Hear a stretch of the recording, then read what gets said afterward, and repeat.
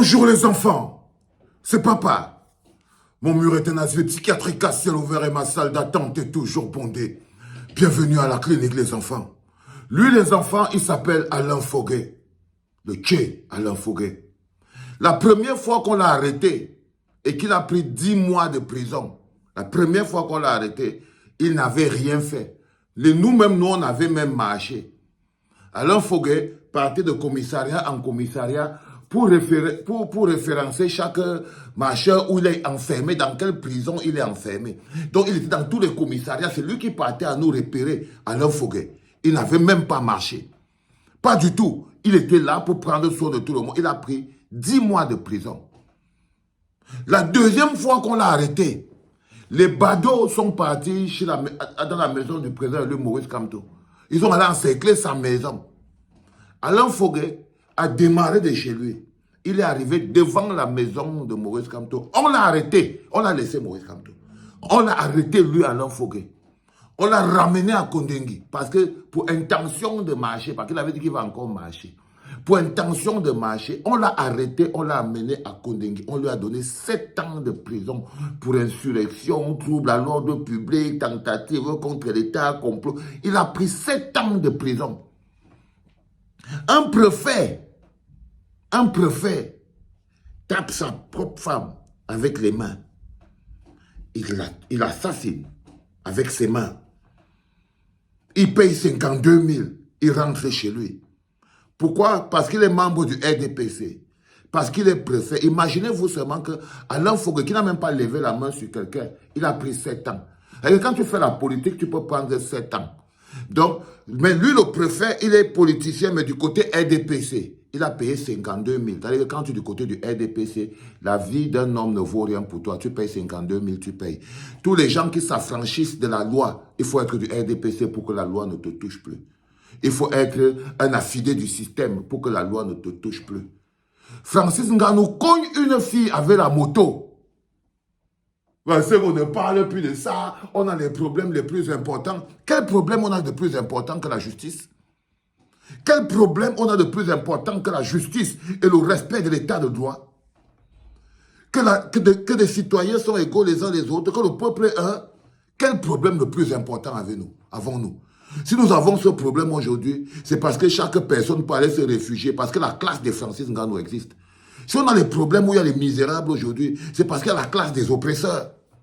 La classe des impunis. La classe des impunis. C'est pour ça qu'on est dans cette situation aujourd'hui. Parce que nous-mêmes, on choisissons qui peut être coupable. C'est-à-dire que Francis Ngannou cogne une fille avec la voiture. La première chose qu'on refuse d'accepter, c'est que c'est l'accident de Francis Ngannou qui amène la fille là à l'hôpital. Elle ne marchait pas, elle s'est baladée, elle est tombée à terre. C'est le choc.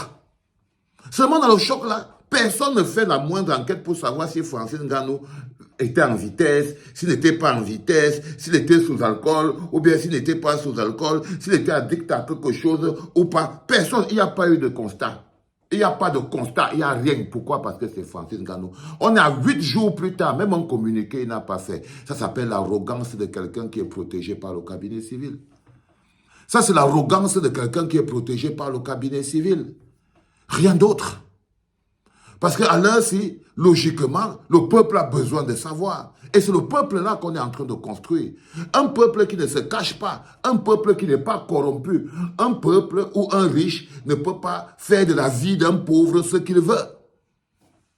Où un riche ne peut pas faire la vie d'un pauvre ce qu'il veut. Vous savez que Francis Ngannou paye quoi? Quand il vient cogner la fille, là, vous connaissez d'où il vient.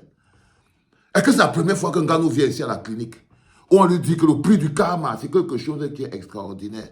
Mais le problème avec les Nguéméman, c'est qu'ils ne rêvent que de s'asseoir à la table des rois. Et le jour où on leur donne l'opportunité d'être aussi avec les rois, la première personne sur qui vient étaler son mépris et sa violence, c'est sur les anciens pauvres comme eux. C'est sur les anciens pauvres comme eux. C'est ça le problème. Parce que si ce bonhomme-là faisait encore partie du peuple, on aurait même déjà eu un communiqué. Mais vous voulez qu'on oublie. Oh, la fille là, il ne faut pas déranger les gens avec ça. On ne parle plus de l'histoire de Francis Ngannou là. Tu es trop jaloux de Francis Ngannou. Tu es trop ceci. Mais je ne sais pas dans quel pays vous êtes. Au pays des Tchinda, chaque homme droit est jaloux. Parce que dans le pays des Chinda, c'est le plus riche qui donne l'air aux autres et qui respire. C'est le plus riche qui a droit à de vie et de mort sur les autres. Ce qu'on ne peut pas tolérer pour un pauvre au pays des Chinda, c'est permis pour un riche. C'est permis pour un riche. Et vous voulez que la clinique dont j'ai l'honneur d'assurer jusqu'à aujourd'hui les soins les plus intensifs, je laisse ça parce que vous croyez que c'est plus important que de parler de l'élection de 2015 que de parler de ça. Voilà le cabinet civil qui est en train de soustraire un justiciable, Francis Ngannou, parce qu'ils vont l'utiliser pour la campagne. Parce qu'ils vont l'utiliser pour vous diviser dans vos rangs, comme ils ont utilisé et tout.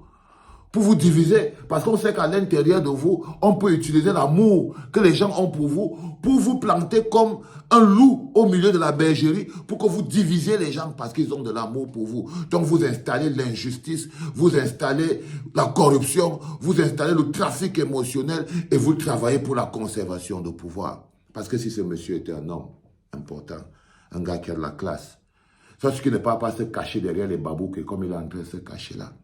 Il croit que pour aller négocier avec la fille par derrière, pour dire qu'on va donner l'argent à la famille, vous souillez le pays. Vous souillez le pays. S'il y avait un procureur important dans ce pays, on parle encore toujours de justice. Vous ne savez pas que le plus gros problème du Cameroun, c'est l'injustice. Le plus gros problème du Cameroun, c'est tu sais qui je suis. C'est le pouvoir de la minorité des riches sur les pauvres. S'il y avait un procureur honnête dans ce pays-là, Ngannou serait déjà traîné devant le procureur.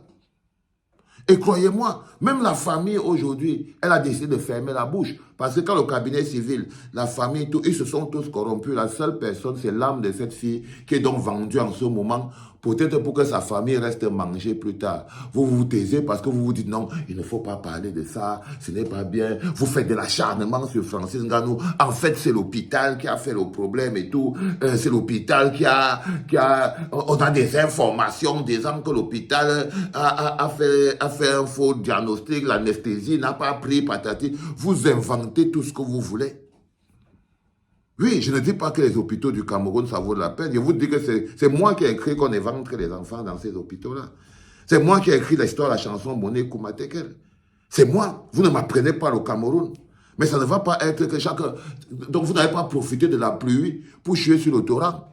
Parce que même si l'hôpital a fait quoi, avant que l'enfant n'arrive à l'hôpital, il lui est arrivé quelque chose. Avant qu'elle n'arrive à l'hôpital, ce n'est pas le docteur qui est venu la cogner sur la route avec la moto. Là où vous voulez déjà aller à... Ce n'est pas les docteurs. On n'a aucun rapport, aucune communication qui vient de l'hôpital. Ce n'est que votre pauvre petit bavardage que vous avez pour des raisons que je ne capte pas. Pour des raisons que je ne capte pas, mais vous êtes en train de violenter l'état de droit. Vous êtes en train d'accuser des gens.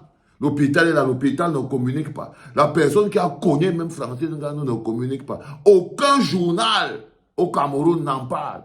Personne ne va en parler. Aucun journal au Cameroun. Tu ouvres le jour, le messager, le machin, il n'y a rien. Tu allumes la CIA TV, rien. Canal 2, rien. Equinox 2, rien ne s'est passé. Rien ne s'est passé. Oh les gars. Vous êtes tellement complices des choses tellement inutiles dans votre pays parce que vous êtes des êtres humains d'une petitesse et d'une corruption pas possible. Mais ne vous inquiétez pas. Même si au Cameroun, vous décidez de devenir les complices de Francis Ngannou et que la vie de cette jeune fille ne vaut rien, à l'échelle internationale, sa vie vaut quelque chose. À l'échelle internationale, la vie de cette fille vaut quelque chose. Et quand les médias, ouais, il y a RMC qui a pris le problème, ne vous inquiétez pas. Quand ce problème va arriver aux États-Unis, Francis Ngannou, tu vas regretter d'avoir joué les petits dictateurs ici. Parce que là, maintenant, tu es protégé par Babouké. Tu es protégé par le cabinet civil. C'est pour ça que personne n'en parle. On a donné l'argent à tous les organes de presse pour qu'ils se taisent. Vous n'avez pas honte. Vous n'avez pas honte. Vous prenez l'argent. Ils ont pris l'argent, ils ont payé tous les organes de presse, le cabinet civil, pour qu'ils se taisent. Chut. Ils doivent fermer la bouche. On doit vite oublier cette fille. Et si on peut donner un peu d'argent à la famille et pas vivre aussi, la famille aussi ne veut plus. Ils sont comme s'ils ont vendu leur fille aux femmes là. Donc ils attendent aussi que Ngannou vienne leur donner l'argent. La justice, ils ne veulent pas. Ils ne vont pas, ça ne va pas faire revenir leur fille. Donc il faut qu'eux, ils prennent l'argent et tout. Les haineux n'ont qu'à vouloir, toujours en vouloir. Regardez voir comment vous êtes. Non les enfants. La justice, si vous voulez bénéficier de la justice, apprenez à être des hommes justes. Si vous voulez bénéficier de la justice, apprenez à être des hommes justes. C'est le plus important.